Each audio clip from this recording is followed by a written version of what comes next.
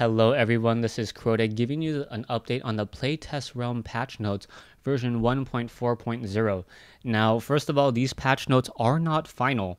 These patch notes are only on the Playtest Realm. They can still change, but they do give us a little bit of insight into what Blizzard is trying to fix if you take a look at the patch notes in general as a whole.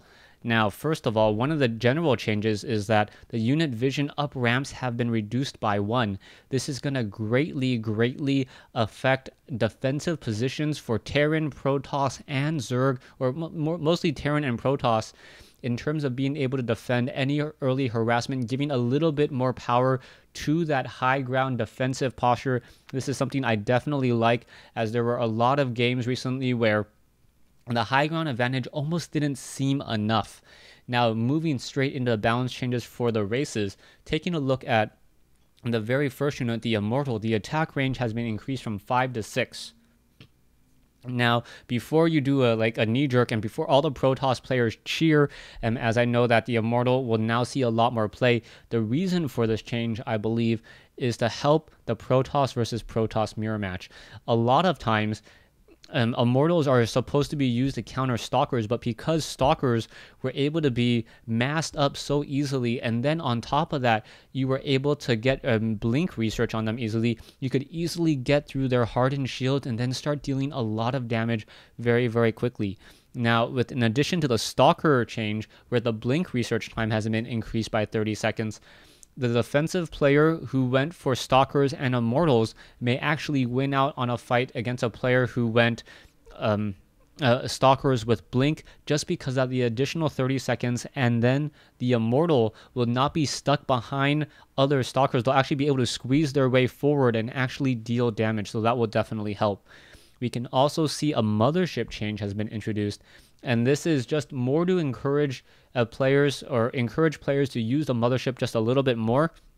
And the second issue was that because the Mothership was trained at the Nexus, as soon as the Mothership warped in, it would often cause a lot of lag, and it would often even alert your opponent that you got a Mothership, because the Mothership would warp in, and then all of a sudden 32 probes, a Nexus, a couple pylons, and 2 assimilators would now be cloaked, and that would cause a bit of lag. So we'll see how that works out. Hopefully it doesn't tip any hands or tip any information as the game moves on. Now, one of the things that I am very excited to see is the change to the Warp Prism. The shields have been increased from 40 to 100, and this is a definite boost to the Warp Prism, and it also allows Protoss players to use Warp Prisms as a harassment unit. Currently, I've only seen White Raw use the Warp Prism as a harassment unit, but because of the additional 60 shields, it makes it not as squishy and not as much of a liability as part of the army, so that is going to be a definite boost. Now, moving over to the Terran player, the Barracks now has its build time increased from 60 to 65. This one makes my heart wrench just a little bit, because the supply depot on the Terran side already takes 30 seconds or 5 seconds longer to warp in than, say, a Pylon or an Overlord. So it may not seem this way, but the Terran buildings already took a little bit longer or to get to tier 1 if you consider the pylon necessary in order to get a gateway, since it needs to be built within that power field. I do believe it's necessary, but if they could bring down the supply depot from 35 down to 30, it would make me feel a little bit better, as currently being supply blocked as a Terran player hurts a little bit more as opposed to all the other races, and considering the fact that it takes longer time to actually build a supply depot. Moving on, we have the Hellion and the Blue Flame Hellions. The BFHs are getting a significant nerf. The damage upgrade has been decreased from 10 to 5, and this may have been a little bit too much. I'm not quite sure yet. I don't want to judge prematurely, but the damage from 10 to 5 seems very heavy, especially when you consider the armory upgrade on a Blue Flame Hellion for the level 1 weapons upgrade gives +2 damage to light units anyway, so it almost makes more sense to get the level 1 weapons upgrade on the armory over the Blue Flame Hellion tech, as it's universal across the board, and it also does more base damage to non-light units as well. But we'll see how this works. It's going to be in the playtest realm. But also on top of that, Terran had a lot of harassing units already. Banshees, drops, early Reaper harassment, and just too many options in the beginning, and taking away, not completely taking away, but weakening one of the more effective harassments right now. It should definitely help out at least the mid game, and it will also make at least Terran versus Terran play a little bit more interesting, as right now a lot of Blue Flame Hellion tech being used in order to just destroy multiple SCVs. Finally, Blizzard is trying to encourage the use of Ravens just a bit more by increasing the speed of the Seeker missile from 2.5 to 2.953. This is a definite boost. This is something I'm really happy to see, as the Raven really wasn't used as that tier 3 caster as I would like to see it used. When you take a look across the board, you have the Raven, you have the High Templar, and you have the Infestor as your tier 3 casters. The Raven almost got the short end of the stick there. It is a detector. It's very expensive. It does fly. It has all those things going for it, but the spell auto turret was already so good. Point defense drone was already so good that the Seeker missile wasn't really used that effectively.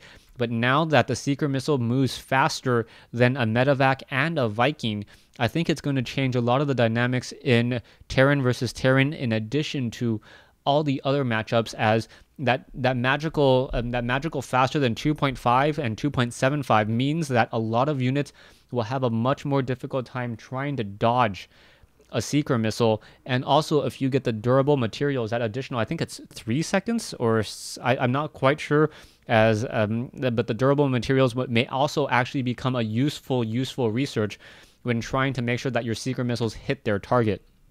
Now, finally, going on to Zerg, here comes a nerf that everyone was expecting. Infestors, the fungal growth damage has been changed from 36 and 48 damage, or 47, or somewhere around 48 damage against armored, to now 30 and 40. This was a definite need, as Infestors, when they got their fungal growth duration shortened from 8 to 4 seconds, also got a buff because the DPS was essentially doubled. And with that, it almost seemed like Marauders just melted away. Infestors could just chain fungal growth Marauders, chain fungal growth Marines, and as soon as you couldn't dodge the first one, then you essentially lost all of your units. So I am definitely happy about that. Even though it takes the same number of fungal growths in order to destroy Marines, and maybe one more to destroy Marauders, it's the amount of DPS on those units as well, as those units will be able to stay alive a little bit longer, perhaps fight a little bit longer before they get taken down. Now, the Overseer, this was a change that I knew was coming, in that I knew that Dustin Browder and the Blizzard team wasn't happy with the Overseer.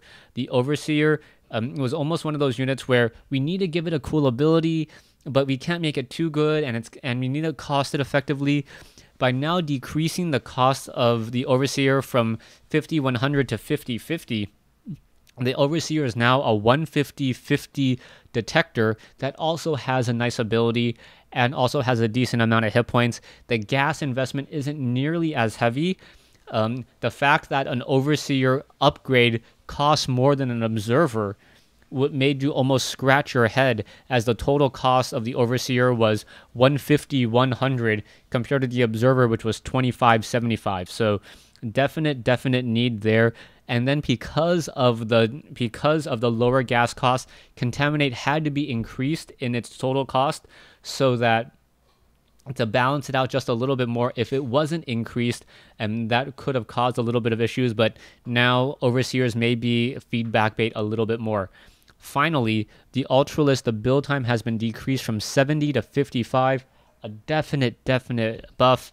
Ultralist may now see even more use as a reinforcement unit, as a lot of the times Zerg wants to replenish their forces as quickly as possible after a major battle, and being able to train up the Ultralist 15 seconds faster is going to change a lot of that dynamic. Thanks for watching. Thanks for listening. Hope you guys enjoyed it. Remember, this is just a playtest realm patch. It still may be changed, and I will do an official play or an official BattleNet patch notes release when these numbers or the numbers are finalized. Thanks for watching. Thanks for listening.